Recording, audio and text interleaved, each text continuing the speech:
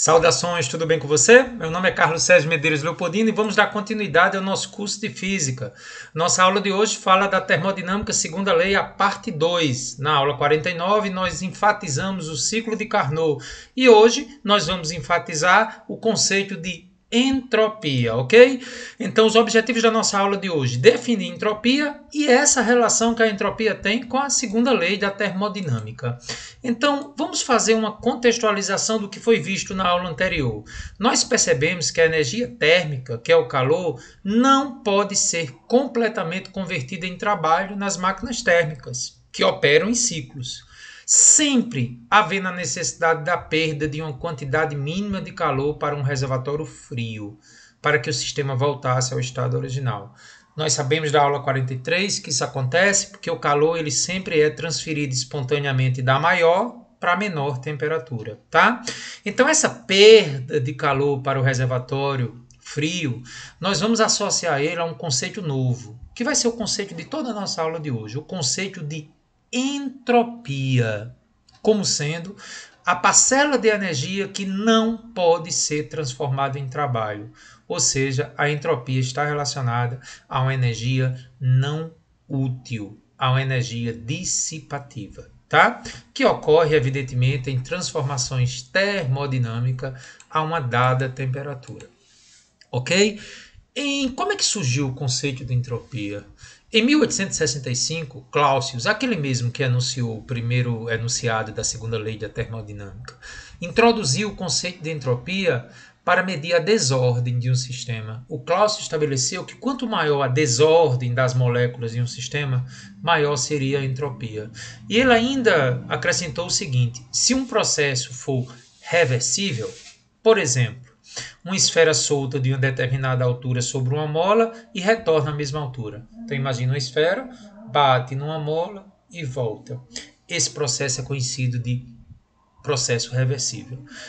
A entropia vai ficar constante nesse tipo de processo. No entanto, se essa mesma esfera solta de uma altura parar ao atingir o solo, ou mesmo não retornar à mesma altura, então vai ter uma perda de energia. Aí o processo é chamado de irreversível e a entropia vai aumentar. Esse esqueminha aqui que eu fiz para você vai ilustrar os dois casos. Ó. Esse aqui seria um processo reversível. O bloco bate na mola e volta à mesma altura. Ele não tem perda de energias por atrito. É um chamado processo reversível. Já esse outro aqui, gente, é um processo irreversível, ou seja, ele não consegue voltar às mesmas situações iniciais. Quando esse carro bater na traseira do outro, eles conseguem, sem que ninguém faça nada, voltar normalmente ao estado inicial? Lógico que não. Então, processos desse tipo são chamados de irreversíveis. E aí eu pergunto a você, na natureza, a maioria dos processos são reversíveis? Eles conseguem voltar à situação no início ou são irreversíveis? Qual vai ser a nossa resposta a isso? Na maioria dos processos, sempre por ocorrer presença de atritos, justamente devido ao contato entre os corpos, serão irreversíveis. Então veja como já é interessante o primeiro conceito de entropia associado a Clausius. Se houver uma perda por atrito, o processo não conseguir, o sistema não conseguir voltar à mesma situação inicial, ele é chamado de irreversível, como a batida de dois carros que vocês estão vendo aqui. No entanto, se for possível o processo voltar às mesmas condições iniciais, aí ele é chamado de reversível.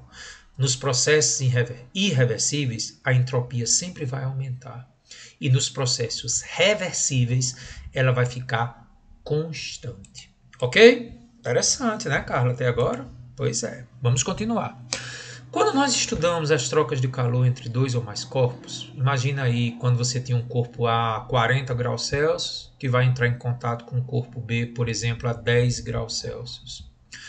Em um sistema físico isolado, nós já vimos que o corpo de maior temperatura, por exemplo, o corpo A que eu falei, a 40 graus Celsius, ele sempre vai fornecer calor de menor temperatura. Por exemplo, o corpo B de 10 graus Celsius. Ora, isso está de acordo com o que nós vimos na última aula. O calor flui espontaneamente da maior para a menor temperatura. Esse fluxo de calor ocorre até que se atinja o equilíbrio térmico. Verdade? Muito bem. O que é que acontece com o corpo A? ele estava a 40 graus Celsius, cede parte de sua energia térmica ao corpo B, então ele vai diminuir a temperatura. Ou seja, ele vai diminuir a desordem molecular, porque menor temperatura, menor agitação. Então a entropia do corpo A vai diminuir, porque ele diminuiu a temperatura. Já o corpo B, que estava a uma temperatura menor, ao receber calor do corpo A, aumenta o seu grau de agitação, fica mais desorganizado, a entropia aumenta. E aí vem a grande pergunta para você. Se a entropia do corpo A diminuiu e a entropia do corpo B aumentou, o que vai acontecer com a entropia total? Uma diminuindo e outra aumentando. A entropia, gente, vai aumentar. Oxe, professor, como é que você sabe? Galera, quando dois corpos são colocados para trocar calor até que entrem em equilíbrio térmico, é possível voltar à situação inicial? O corpo A a 40 e o corpo B a 10. Aí entrarem em equilíbrio térmico a 22, por exemplo. Depois que entrou em equilíbrio térmico, é possível que as moléculas do corpo A voltem a ter 40 e a do corpo B 10? Não, gente, sabemos que isso é irreversível, isso é impossível. Então, nesse caso, a entropia, por ser um processo irreversível, não tem como voltar à situação inicial, a entropia necessariamente irá aumentar. Olha o que eu escrevi. Note que o aumento da entropia do corpo B será maior que a diminuição da entropia do corpo A. Sim, porque o corpo B está com aumento da entropia e o corpo A está com diminuição. E como no final a entropia tem que aumentar, porque é irreversível, então a entropia do corpo B é maior do que a entropia do corpo A, resultando no saldo final positivo, aumento de entropia. Ei, Carlos, interessante, né? Pois é. Só que o conceito de entropia está ligado a uma palavra muito importante em física. Quando nós estudamos impulso e momento linear, nas suas 3 aulas, eu destaquei muito para vocês a importância de um sistema, e ela volta com força agora na termodinâmica. Vem comigo. O conceito de entropia sempre deve estar associado ao conceito de sistema, que é o objeto de estudo da física. Define-se sistema isolado como aquele que não troca matéria, ou seja, massa, nem energia com o ambiente externo do sistema.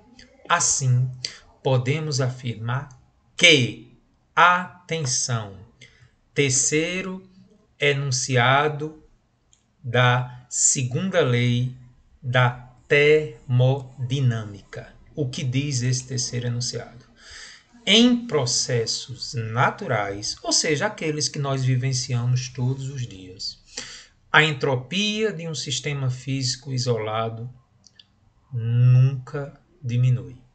Vai ficar constante nos processos em que consegue voltar à situação inicial, os chamados reversíveis, que são raríssimos, ou vai aumentar a maioria dos processos, porque existem atritos nas transformações, que são os processos irreversíveis. Então, a terceira enunciado da segunda lei da termodinâmica, em outras palavras, diz: a entropia de um sistema físico nunca diminui. Ou fica constante, que é raro, ou aumenta, que são os processos irreversíveis. Ok? Então, galera, isso é tão sério, que nós temos que fazer alguns questionamentos. Por exemplo, eu quero que você imagine uma gota de tinta que cai sobre um recipiente com água. O que vai acontecer com essa tinta? Ela vai se espalhar pela água? Vai. É o processo reversível e irreversível. É possível que todas essas pinturas, essas moléculas com várias cores, voltem a ser uma só? A gente sabe que não. É um processo irreversível. Outro exemplo. Uma xícara de vidro colide com o chão e se parte em vários pedaços. É possível que esses vários pedaços, de forma natural, voltem e se transformem em uma xícara? Não.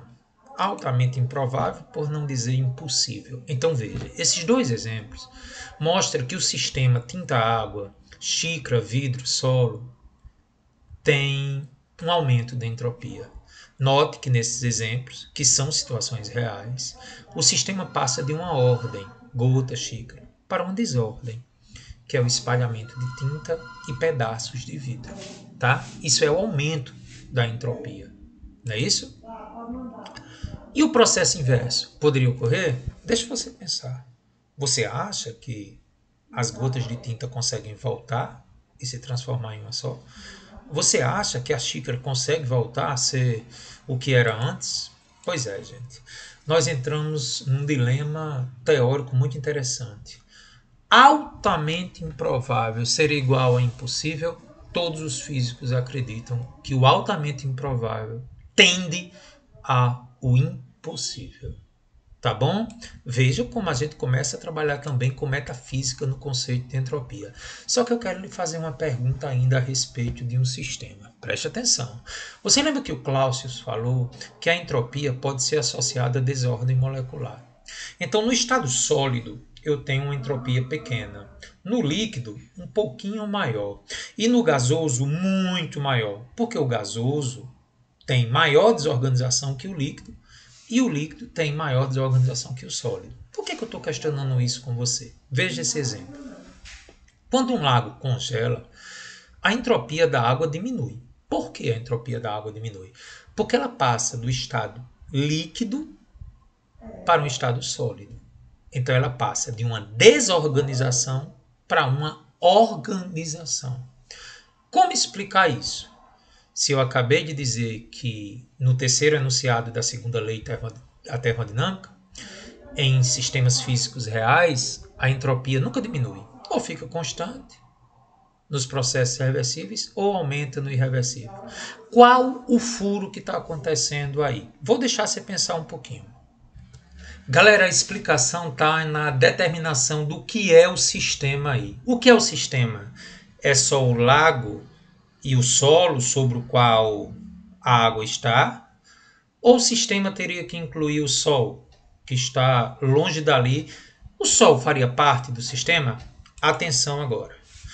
Para que o lago congele, é necessária a presença de ventos frios, que se formam a partir de aquecimentos desiguais na superfície da Terra. Então, gente, o congelamento do lago só é possível se vier brisas de outros locais que não estejam ali naquela região. Que, obviamente, esses ventos são formados a partir de aquecimentos desiguais da Terra, que é um aumento da entropia do Sol. O Sol, gente, ele ao liberar energia, ele aquece a Terra. Então, há um aumento da entropia do Sol. Então, vamos lá. Dessa forma, se eu considerar o sistema agora Sol mais Terra, está aí a explicação do lago. Ocorre necessariamente um saldo de entropia positivo. Em outras palavras, o sistema lago-terra diminui a entropia, porque a água congelou, ficou mais organizado. Mas em compensação, para isso ocorrer, tem que vir alguém para fazer isso. O vento vem a partir de aquecimentos desiguais com o aumento da entropia do Sol.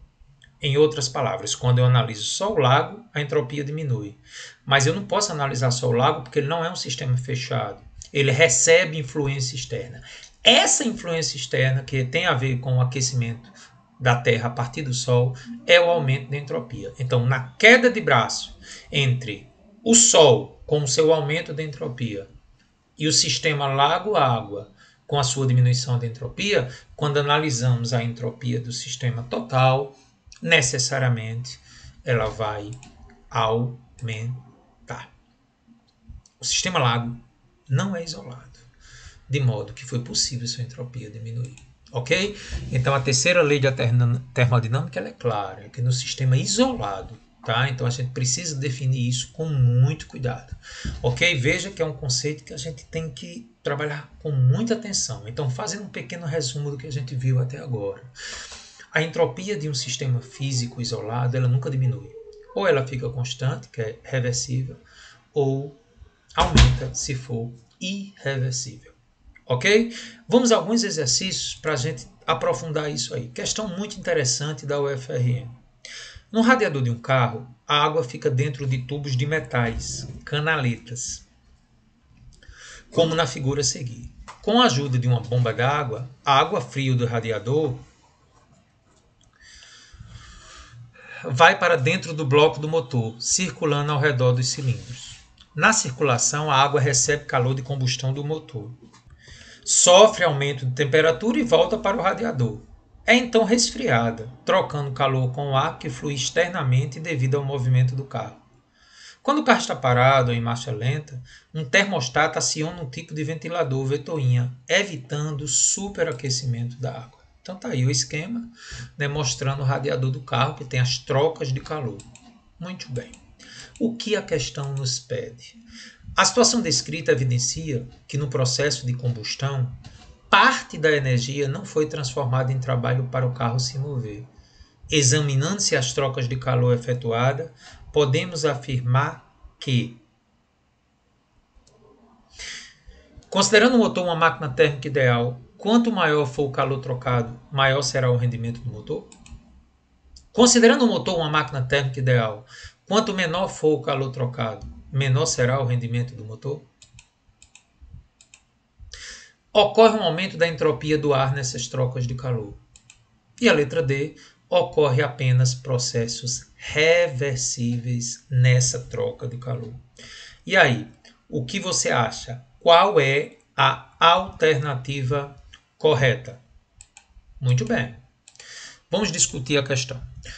O calor que não é aproveitado para realizar trabalho no movimento do carro, nós vimos isso na segunda lei da termodinâmica, parte 1, vai provocar aumento da temperatura dos componentes do motor e do radiador, né? Porque aquilo que eu não uso para fazer o carro andar, aquece lá esses componentes internos do motor. E essas substâncias ou esses materiais estando aquecidos, eles vão transferir energia para o ar que está próximo a esses materiais. E aí eu pergunto a você, o ar, ao receber essa energia térmica desses componentes, ele vai aumentar a sua agitação molecular? Vai. E se aumenta a sua agitação molecular, aumentando sua temperatura, vai aumentar o seu grau de desordem, vai aumentar sua entropia. Portanto, letra correta, letra C. O ar vai aumentar sua temperatura, aumentando sua desorganização molecular, letra C. Interessante essa questão da UFRN, né, gente? Mais uma questão muito interessante da UFRN. A água salobre existente em muitos locais, em algumas cidades do interior do Rio Grande do Norte, por exemplo, representa um problema para as pessoas, pois sua utilização como água potável só é possível após passar por um processo de dessalinização. Um dispositivo para esse fim, e que utiliza a radiação solar, é o destilador solar. Ele é composto basicamente por um reservatório d'água cujo fundo é pintado de preto fosco, por uma cobertura de placa de vidro transparente e por calhas laterais para coletar a água condensada nas placas de vidro conforme ilustrado na figura a seguir. Você deve estar lembrando de uma das questões que a gente viu na nossa aula de transmissão de calor, né? Então a superfície é pintada de preto para aquecer o máximo possível. E aí eu pergunto a você, olhando para essa figura e observando que a água, ao evaporar, se condensa nessas plaquinhas aqui, ó. E aí, na placa de vidro, o que está acontecendo com essa questão? Vamos ver o que ele perguntou. Com base no exposto acima, é correto afirmar: a energia da radiação solar é utilizada para condensar o vapor? O processo de condensação do vapor que ocorre nas placas de vidro que estão à mesma temperatura do vapor? A condensação térmica não atua no processo de dessalinização da água? A entropia do vapor d'água diminui quando o vapor se condensa nas placas de vidro. Pense comigo. Mudança de estado da água, do estado de vapor para líquido. Passa do estado mais organizado do estado mais desorganizado, que é o vapor, para menos desorganizado, ou seja, mais organizado, que é o líquido. Então, isso me dá aqui a alternativa correta? Letra D. A entropia do vapor d'água diminui quando o vapor se condensa nas placas de vidro. Veja o que eu escrevi. Se um sistema perde energia, como no caso da condensação, passamos de um sistema gasoso para um líquido. Ou seja, de um sistema mais energético para um menos energético. Essa mudança de fase deixa o sistema mais organizado e, portanto, sua entropia diminui. Mas, Carlos, você falou que no terceiro enunciado da segunda lei termodinâmica, que no processo sistema físico isolado a entropia nunca diminui? Como é que a entropia aí está sendo negativa diminuindo? Galera, eu não posso considerar como sistema as placas de vidro, a superfície e a água. Tem o Sol. O sistema tem que incluir também o Sol. E quando o Sol entra, a entropia sempre vai ganhar. Tá? Mas nesse caso, o vapor d'água, considerando só a água, fica no estado mais organizado com diminuição de entropia. Ok? Então veja que são detalhes bem interessantes. Questão da UFRN muito elogiada, questão belíssima. Observe atentamente o processo físico representado na sequência de figuras a seguir. Considere, para efeito de análise, que a casinha e a bomba constituem um sistema físico fechado. A casinha e a bomba constituem um sistema físico fechado. Note que tal processo é iniciado na figura 1 e é concluído na figura 3. Vamos dar uma olhadinha na figura. Eu vou dar 10 segundinhos para você dar uma rápida olhada nessa figurinha aí. Então você está percebendo o que está acontecendo. Na primeira figura tem um bocado de resto de construção. Esse nosso amigo joga uma bomba e de forma surpreendente a bomba forma uma casa. A pergunta da questão é a seguinte: pode-se afirmar que no final dessa sequência a ordem do sistema é... Eu quero que você preste muita atenção aqui. Essa primeira figura mostra uma desorganização total. E a última figura sugere uma organização. O enunciado da questão pediu para considerar um sistema físico fechado, a casinha e a bomba. Tá, eu vou considerar, mas eu vou lhe perguntar, isso que você está vendo acontece no mundo real? Não. Isso é uma história de ficção. Isso é uma piada, gente. Isso não é um processo físico natural. Então, se não é um processo físico natural, a entropia pode ser que diminua, por não ser uma coisa real. Em história em quadrinho, tudo é possível. Então, a entropia realmente diminuiu, porque passou da desordem para a ordem. Portanto, a alternativa correta, letra A. A ordem do sistema é maior que no início, o que causa uma diminuição de entropia. Carlos, tô confuso demais, Carlos. Galera, olha para mim. Sistemas físicos naturais fechados, sistemas físicos reais. A entropia nunca diminui. Mas, em história em quadrinho, é até possível uma xícara toda esbagaçada se transformar numa xícara. Quando é brincadeira e ficção científica, vai contra a tendência real das coisas. É possível que a entropia diminua. O que a questão da UFRN queria aqui era que o aluno entendesse o conceito de ordem e desordem apenas, levando em conta a situação de que não é uma situação real, é uma situação de ficção científica. Tá bom? Olha o que eu escrevi. Note que esse processo não é real. Trata-se de uma história de ficção, onde neste mundo, um sistema físico isolado pode ter sua entropia diminuída. Ok? Carlos, conceitozinho tem que ter cuidado. Tem. E finalmente nós chegamos ao ciclo de Carnot. E a grande pergunta é, e no ciclo de Carnot, o que acontece com a entropia? Porque o ciclo de Carnot é um sistema físico real de transformações isotérmicas e adiabáticas. O que acontece com a entropia no ciclo de Carnot? Lembra que Carnot estabeleceu as condições para que a variação de entropia fosse a mínima possível? Sim, porque Carnot queria o rendimento máximo. Então ele quer a menor perda de energia útil. Mas essa entropia não pode ser zero, tá, gente? A variação de entropia não pode... Aliás, não é que a variação de entropia possa ser zero. Ela pode ser zero, porque veja, quando você pensa no ciclo de Carnot, sendo um sistema físico, a entropia nunca vai diminuir. Ou ela é zero ou aumenta. Então, como ele é um sistema reversível, a variação de entropia vai ser zero. Ela não pode diminuir. Veja, Carnot estabeleceu as condições para que a variação de entropia fosse a mínima possível, pois sempre haverá calor rejeitado para a fonte fria. impossibilitando assim o rendimento de 100%. Galera, sempre tem que ter uma perda, mas ela é a mínima possível. Para que essa perda seja a mínima possível, ela pode ser zero, só não pode diminuir, não pode ser negativa. Então, o que é que o Carnot fez? Ele estabeleceu as condições para que nesse ciclo existisse apenas o quê? Muito bem, transformações irreversíveis. Porque veja o que diz o terceiro enunciado da segunda lei. Em um sistema físico fechado, real, a entropia nunca diminui.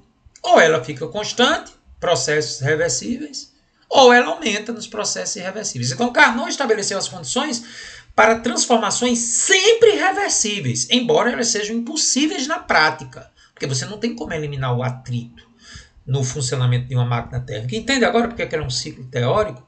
Mas nas condições teóricas de Carnot, a variação de entropia é zero. Ela não diminui. Ok? Resultando assim em uma variação de entropia nula. Então,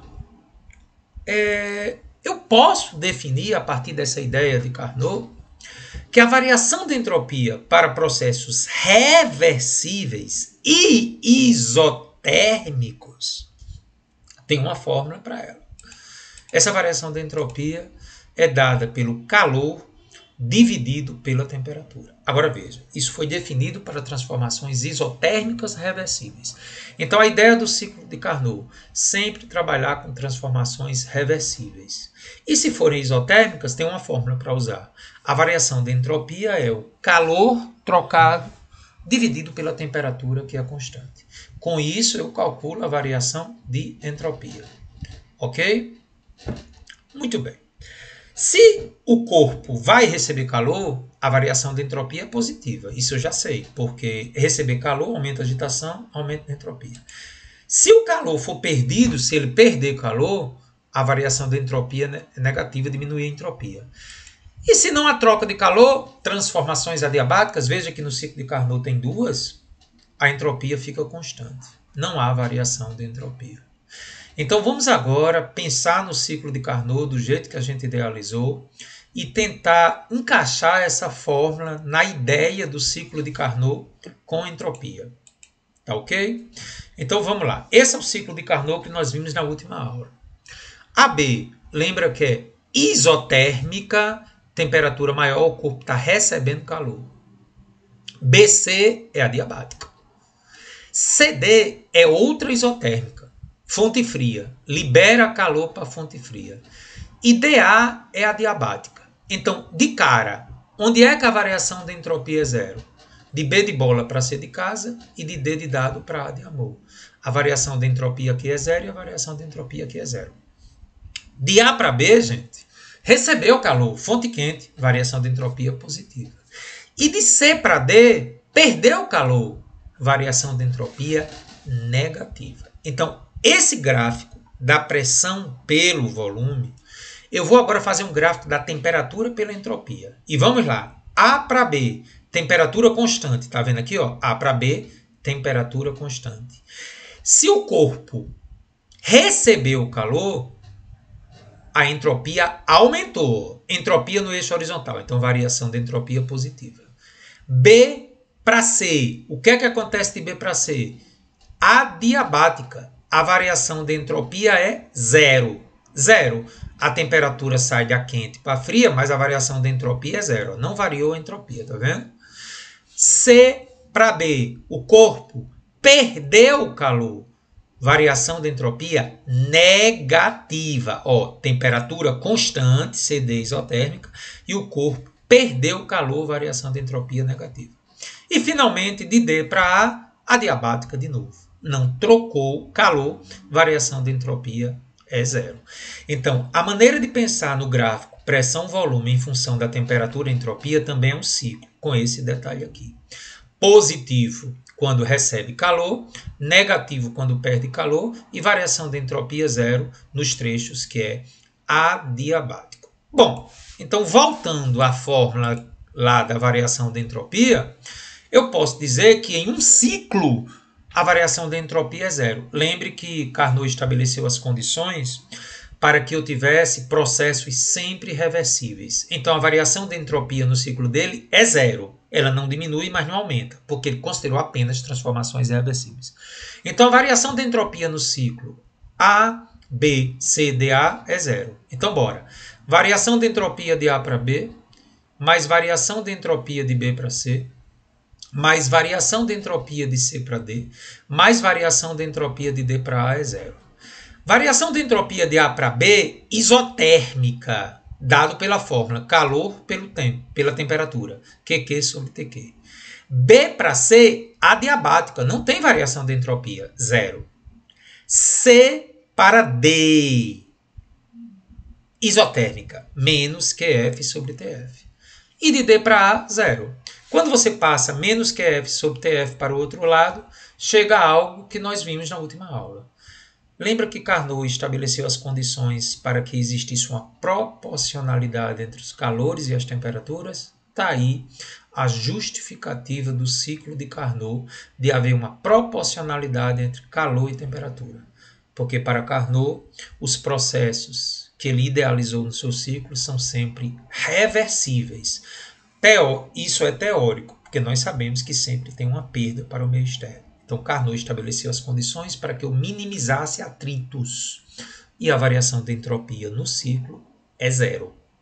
Ok? Muito bem. E aí, galera, o que é que vai acontecer agora? Eu vou mostrar para vocês que a partir desse conceito que a variação de entropia é calor pela temperatura, de como as coisas vão funcionar. Eu quero que vocês imaginem a seguinte situação real. 10 gramas de álcool, que está a 70 graus Celsius, vão cair em um reservatório com 1000 gramas de água a 33 graus Celsius. Imagina a cena. Álcool a 70 graus Celsius vai cair em um reservatório com água de 1000 gramas a 33 graus Celsius. Dados: calor específico da água, 4 joules por grama vezes grau Celsius. Calor específico do álcool, 2,4 joules por grama vezes grau Celsius. E vamos saber o que a questão quer. Calcula a quantidade de calor transferida para a água. Letra B. Calcula a variação de entropia da água, considerando que a temperatura da água permaneceu constante. Posso usar a fórmula calor por temperatura, porque a temperatura é constante isotérmica. E letra C. Considerando que o sistema físico é isolado, água mais álcool, o que se pode concluir a respeito da variação de entropia do álcool? Então vamos ver como é que a gente vai resolver a questão. Quais são os dados que eu tenho para o álcool? O álcool tem massa 10 gramas, calor específico 2,4 e a variação de temperatura vai ser 70 menos 33, que é 37 graus Celsius. Então quando o álcool caiu na água, a quantidade de calor recebida pela água é proveniente do calor fornecido pelo álcool. Então eu tenho 10 gramas de álcool com calor específico 2,4, que varia sua temperatura de 70 a 37 graus. Então, galera, a quantidade de calor que a água recebe, que vem do álcool, é dado por massa vezes calor específico vezes variação de temperatura. A massa é 10, calor específico é 2,4, variação de temperatura é 37. Então, a água recebeu 888 joules que veio do álcool. Muito bem. É possível, com esse calor, calcular a variação de entropia da água? Tendo o calor e a temperatura da água, que é constante, em Kelvin. 33 mais 273, 306. Calculando a variação de entropia da água, 2,9 joules por Kelvin. Ok? E na letra C faz uma pergunta enigmática. O que é que deve acontecer com a variação da entropia do álcool? Galera, se eu considerar que é um sistema físico isolado reversível, a variação da entropia total é zero. Mas nós sabemos que a entropia ela nunca pode diminuir. Se ela nunca pode diminuir, ou ela é zero ou é maior ou igual a zero. Ou ela é zero ou maior que zero, desculpe. Então eu posso escrever que matematicamente ΔS do sistema, água mais álcool, tem que ser maior ou igual a zero. Ora, o ΔS da água eu acabei de calcular, 2,9. O do álcool eu não sei quanto é. Jogando nessa fórmula, ΔS do álcool tem que ser maior ou igual a menos 2,9.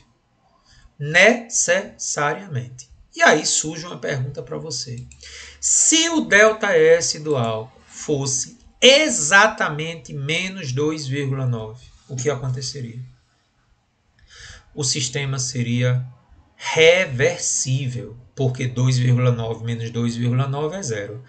Então, gente, na prática é como se esse álcool que caísse na água e se diluísse, juntasse tudo de novo e voltasse a ser 70 graus Celsius. Nós sabemos que isso é altamente improvável, por não dizer impossível. Então, essa questão me ensina o quê? Quando eu tenho um sistema físico isolado, o ΔS é maior ou igual a zero. ΔS de um corpo mais ΔS do outro mais ΔS do outro sempre é maior ou igual a zero. Se for reversível, dá zero. Como na maioria das vezes é irreversível, neste caso aí a gente tinha que fazer maior que zero. Eu botei maior ou igual porque, teoricamente, ele nunca pode ser igual, porque esse sistema não é reversível. Mas, teoricamente, se nunca diminui, teoricamente, poderia, eventualmente, numa altamente improvável, ser zero. Ok? Essa questão é uma questão da UFRN, que vai trabalhar muito aquela história do ciclo, temperatura e entropia. É uma questão que resgata a última questão da aula anterior. O refrigerador é um dos utensílios eletrodomésticos mais presentes na vida moderna. Desde sua invenção, hábitos de consumo vêm se modificando, em grande parte devido à sua capacidade de armazenar alimentos por longos períodos.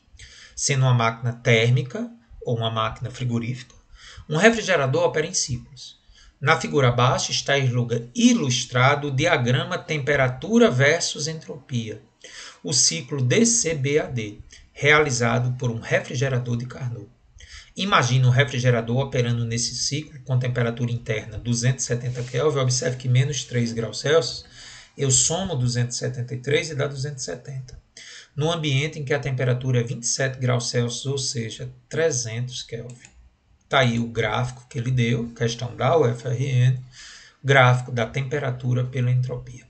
Eu sei que o gráfico é um retângulo, porque quando é isotérmica, a variação de entropia é positiva ou negativa, e quando é adiabática é zero. Ou seja, esses patamares verticais estão mostrando que a entropia tem variação zero, ou seja, AD e C de casa, B de bola são adiabáticas, e as duas de cima são isotérmicas. Agora lembre que isso é um refrigerador, tá, gente? T2 é a temperatura fria e T1 é a temperatura quente. Então, galera, por que aqui a setinha está para a direita? Porque aqui o calor é retirado do interior da geladeira, ó, positivo, tirado do interior da geladeira. E aqui, por que a setinha está para a esquerda? Porque calor é liberado para o meio externo, menos. Então, aqui seria positivo, porque está tirando da fonte fria, e aqui seria negativo, porque está rejeitando para o meio externo. Ok? Então, vamos dar sequência. Admita que em cada ciclo, uma quantidade de energia Q2 270 é retirada do interior do refrigerador. Exatamente. Está tirando da fonte fria. Para esse ciclo, considere. Aí ele resgatou a fórmula. A variação da entropia é dada por essa fórmula, sendo ΔQ a energia calor e T a temperatura constante. O coeficiente de performance, como vimos na nossa última aula, é dado pela quantidade de calor retirado da fonte fria pelo trabalho, para que o refrigerador funcione.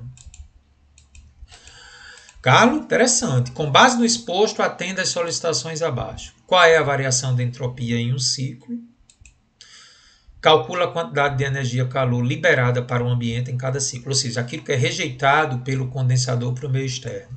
E depois ele quer o coeficiente de performance. Galera, letra A de graça, né? Para um refrigerador de Carnot, onde só existe processos reversíveis, quanto é a variação da entropia? Zero. Então, letra A, como trata-se de um ciclo e a entropia somente depende das condições iniciais e finais de um sistema, a variação de entropia em um ciclo, considerando o ciclo de máquina frigorífica ideal, é nula.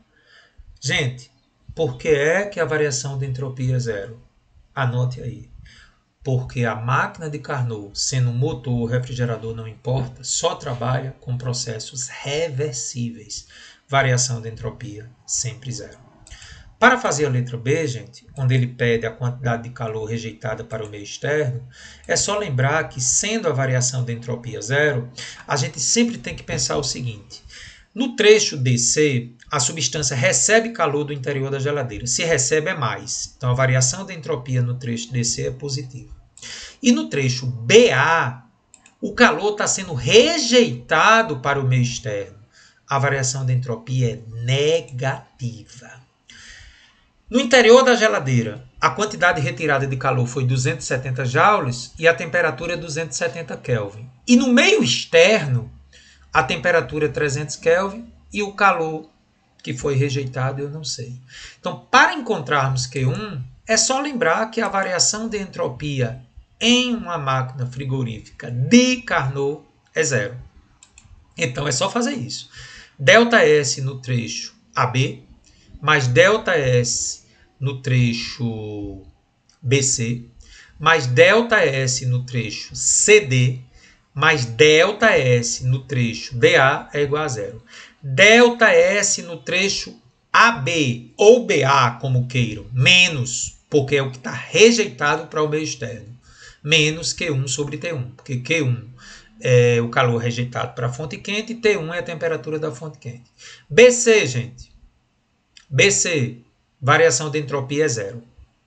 Zero porque é adiabático. CD ou DC, tanto faz, positivo, porque recebeu o calor. Então, mais Q2 sobre T2. E DA, adiabático, zero. Então, jogando aqui na fórmula, passando menos Q1, T1 para o outro lado, ficou aqui. Na realidade, gente, eu já poderia fazer isso aqui direto, né? Porque a gente sabe que numa máquina de Carnot, seja máquina térmica ou máquina frigorífica, existe uma relação proporcional entre calor e temperatura. Eu já poderia vir direto para cá, tá? Mas eu preferi explicar desde o início. Q2 é 270, T2 é 270.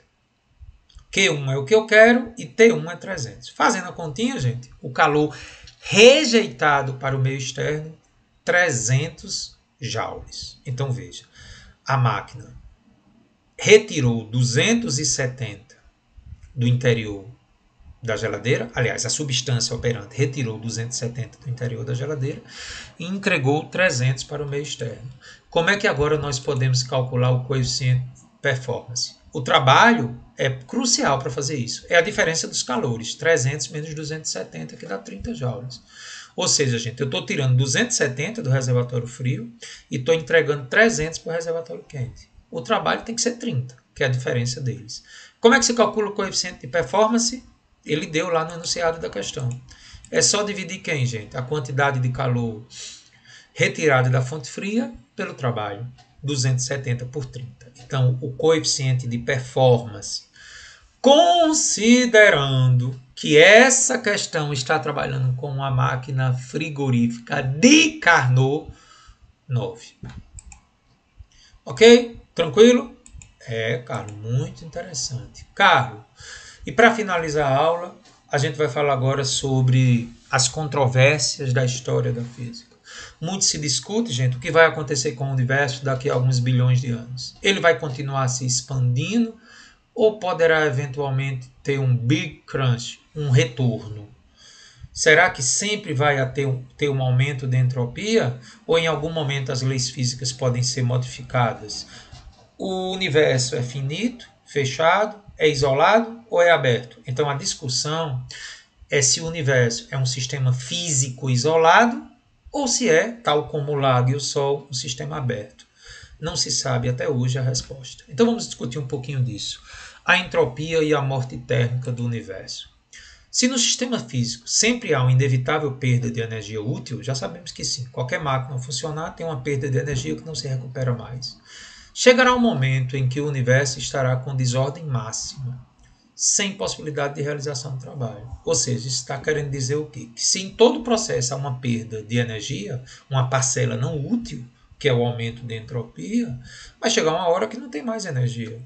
Sim, mas isso só seria verdade se o universo fosse finito, isolado. Ele é? Não se sabe. De onde viemos, para onde vamos? É a pergunta metafísica da nossa aula de hoje. E a morte está aí para conversar com você. Ave Maria, professor, Deus me livre. Muito bem. A segunda lei da termodinâmica ela vai ser continua válida para todo o universo? Ou as leis físicas que nós aprendemos só são válidas para o sistema fechado em que vivemos? E se existir dimensões paralelas onde as leis físicas possam ser questionadas? Perguntas em aberto, que transcendem o limite da ciência. Esse exercício final foi idealizado muito interessante para a gente discutir isso. Maxwell, notável físico escocês da segunda metade do século XIX, inconformado com a possibilidade da morte térmica do universo, que é uma consequência inevitável da segunda lei da termodinâmica, entenda por quê. Porque em todo processo físico tem uma perda de energia irreversível, perdida irreversivelmente. Então, Maxwell imaginou um tal de demônio de Maxwell, minha nossa. Um ser fictício, hipotético, capaz de violar essa lei. Essa fictícia criatura poderia selecionar as moléculas de um gás que transitasse entre dois compartimentos, controlando a abertura que os divide, como ilustra a figura. Ou seja, o que é que esse demônio de Maxwell faria? Ele evitaria que o calor sempre fluísse da maior temperatura para a menor temperatura. E ele faria isso simplesmente subindo e descendo essa tampa aqui, selecionando. Ou seja, dessa maneira ele garantiria sempre uma diferença de temperatura, porque ele é quem controla a abertura. Então essa foi a ideia do Maxwell, tá?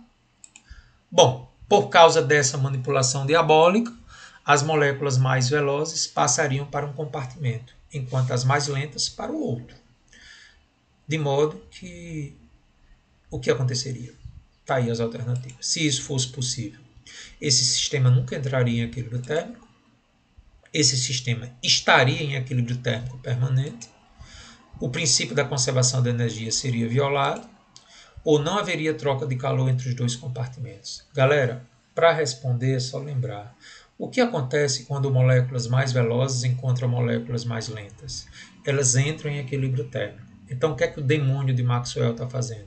Nunca deixando que haja equilíbrio térmico, deixando as mais velozes de um lado e as mais lentas do outro. Então, a alternativa correta seria letra A. Né? Por que letra A, Carlos? Porque as moléculas mais velozes de um lado e as mais lentas do outro nunca permitiriam que todas estivessem com a mesma temperatura. Eu acrescentei algo mais aqui bem interessante. A segunda lei da termodinâmica estabelece a irreversibilidade dos fenômenos naturais, como a gente disse agora há pouco, traduzindo sempre em um aumento contínuo da entropia, ou, pelo menos, evitar sua diminuição. A tal criatura estaria violando o processo natural e espontâneo da transferência de calor, até que se atingisse o equilíbrio térmico. Ou seja, ele estaria diminuindo a entropia. Galera, peraí. Então quer dizer que esse demônio ele estava fazendo algo contra a tendência natural. Só que tem um detalhe, gente. Pense comigo. Para fazer isso, ele tem que pensar. E ao pensar, há uma série de metabolismos químicos em operação, tal como a fusão nuclear do Sol. Não tem jeito. Mais uma vez, o aumento da entropia ocorrerá.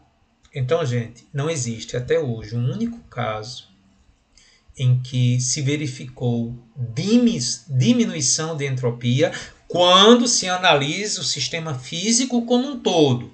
O exemplo do lago, que a gente viu agora há pouco, e da casinha, são situações em que eu não estava considerando um sistema isolado. Em um sistema físico isolado, ou seja, no universo, até hoje, nunca se verificou uma situação em que a entropia diminuísse. Ou ela fica constante, altamente improvável, que é os processos reversíveis, ou ela aumenta, que é os processos irreversíveis. Tá bom? E aí, gente, o que é que você achou da aula de hoje? Você achou tranquilo? Convide seus colegas para participarem da nossa aula. A gente está dando um curso de física muito completo que atende aos mais variados interesses, até alunos que vão fazer também a Olimpíada Brasileira de Física e outros concursos pelo Brasil afora, tá? Aí embaixo tem um link para você entrar no nosso grupo de WhatsApp WhatsApp e solicitar a nossa lista em PDF das questões de hoje, tá? Estou à sua disposição para a gente crescer juntos nessa grande trajetória de sucesso na sua vida, tá? Um grande abraço.